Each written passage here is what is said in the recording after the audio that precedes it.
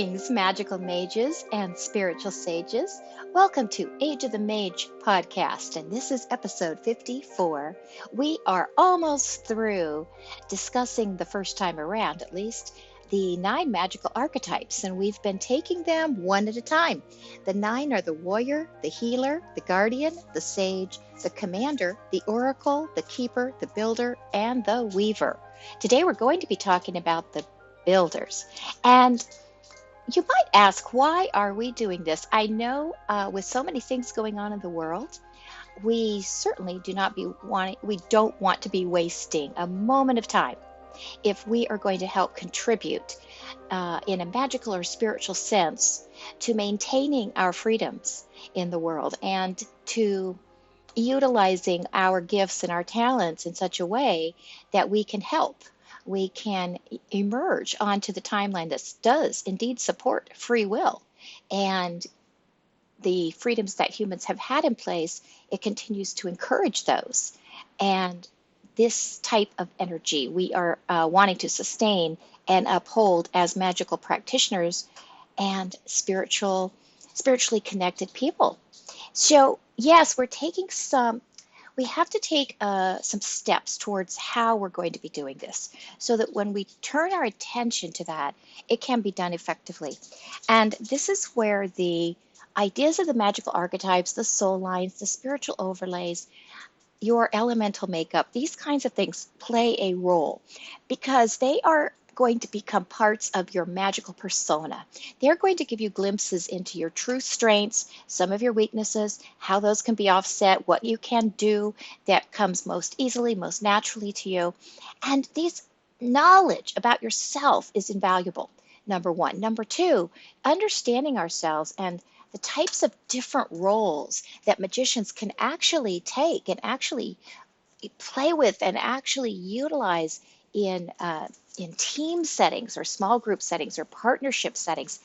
This is important information because then we can be more efficient when we begin to tackle issues and real world problems by applying those things we know. And so we're concentrating just for this week basically on getting familiar with the magical archetypes because these are roles and functions that we operate.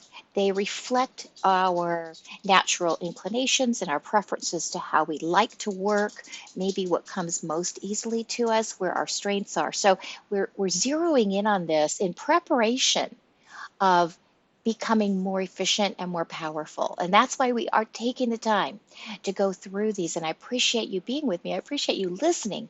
And I appreciate the feedback I receive and your comments. Thank you so very much. So let's move to the builder today. We're almost through these 9 archetypes. We are on number 8. And I'll start by reading the general characteristics of builders. All right, builders are natural born creators.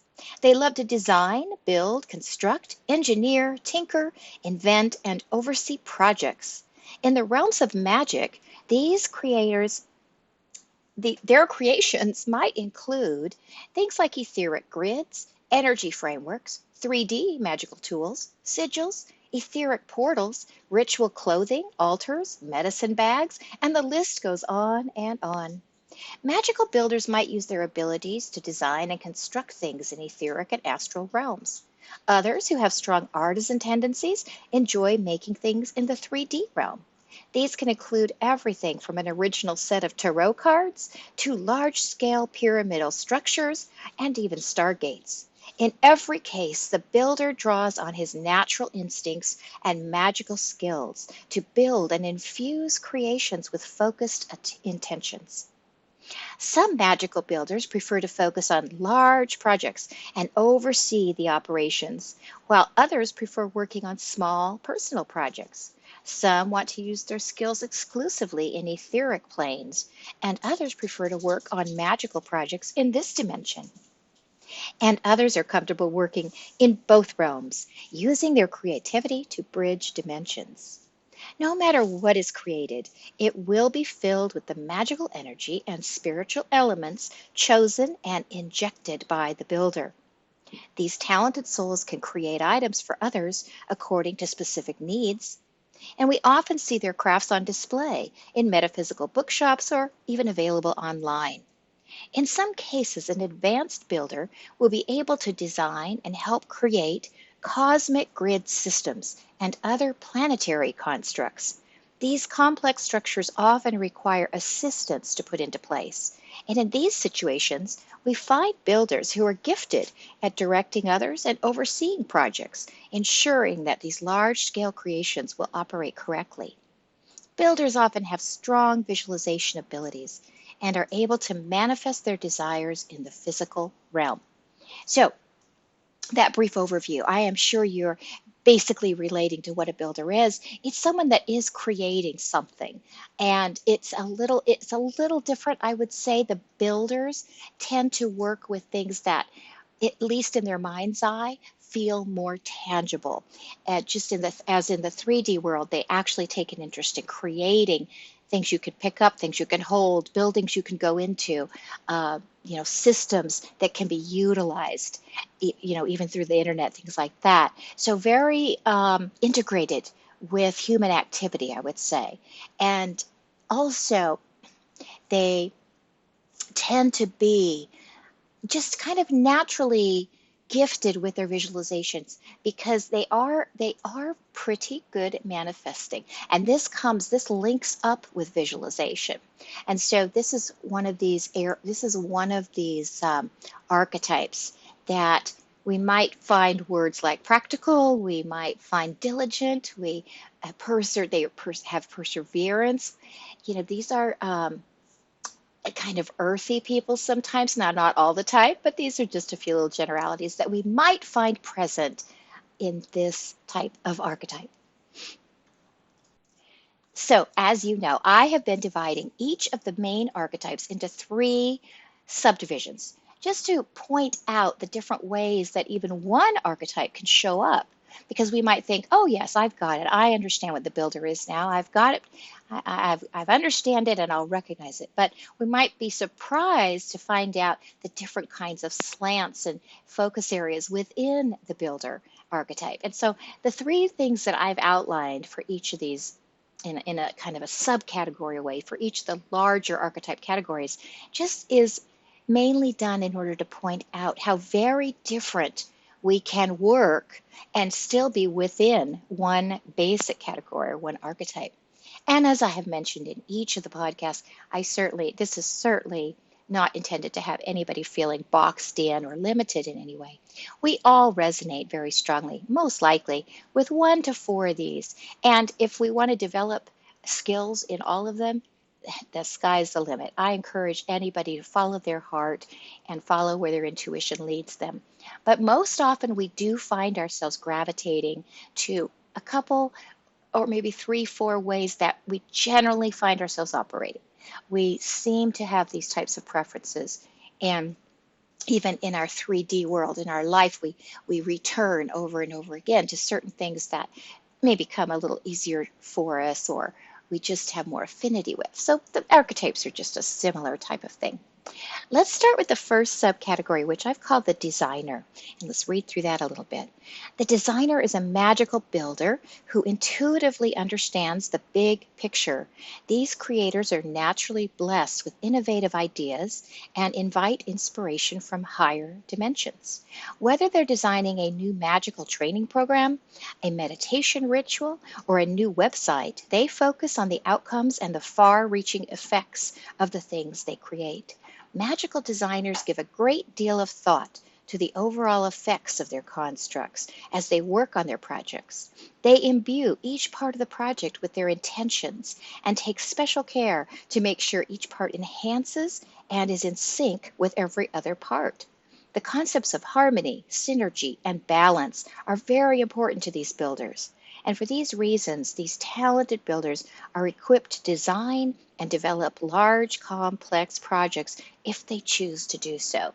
These builders also prefer to work on projects that have artistic components rather than devoting their time to purely functional structures.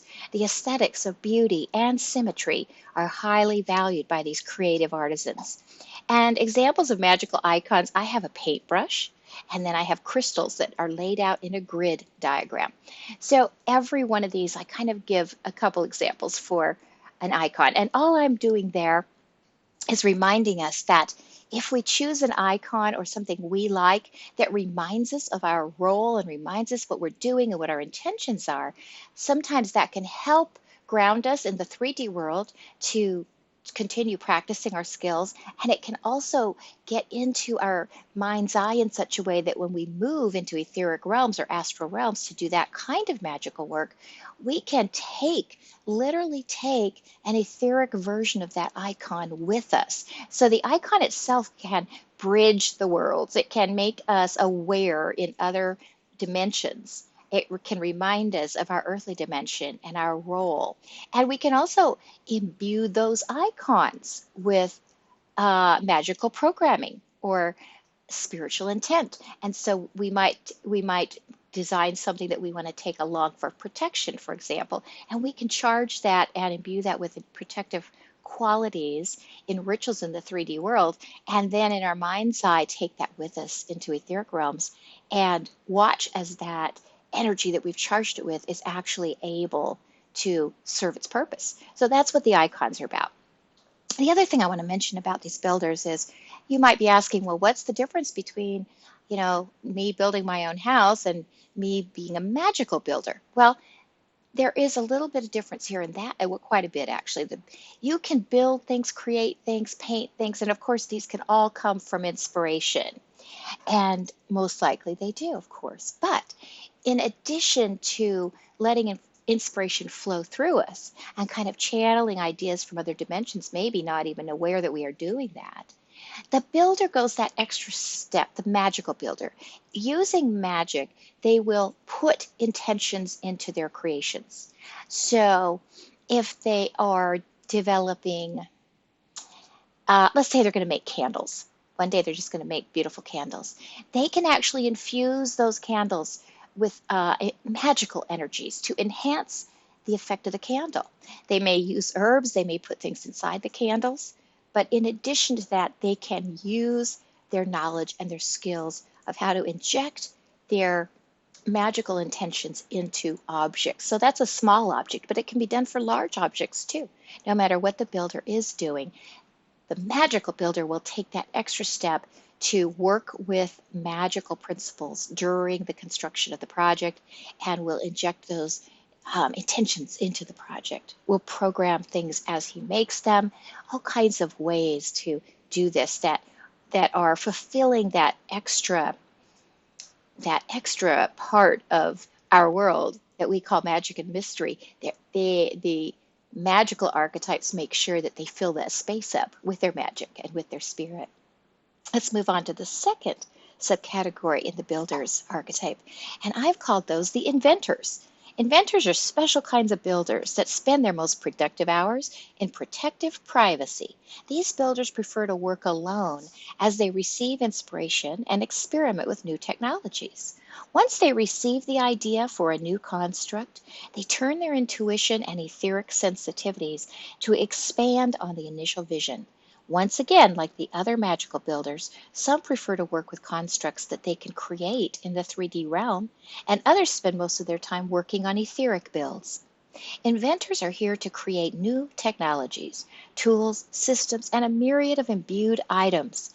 These novel ideas come into the minds of the builders through etheric and spiritual channels. Inventors are able to receive these ideas and inspiration by accessing the corresponding magical outlets of information.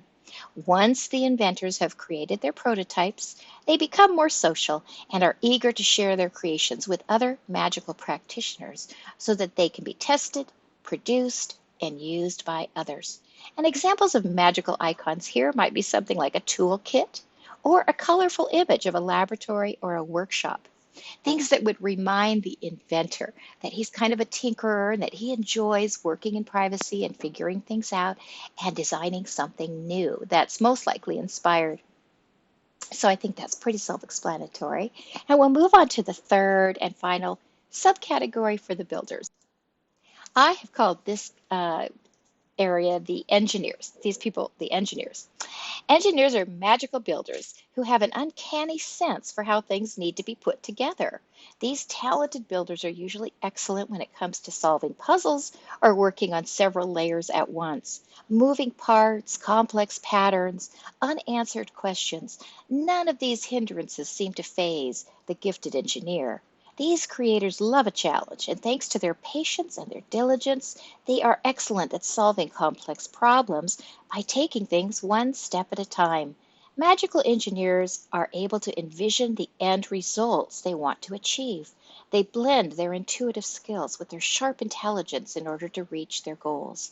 Naturally talented at skills like reverse engineering and deconstruction, they're also able to reassemble projects and create new constructs as a result of their acute perception. They take pride in creating objects and systems that function well and perform according to their intentions. In the realms of magic, this skill can be utilized at every level and is highly valued by all practitioners.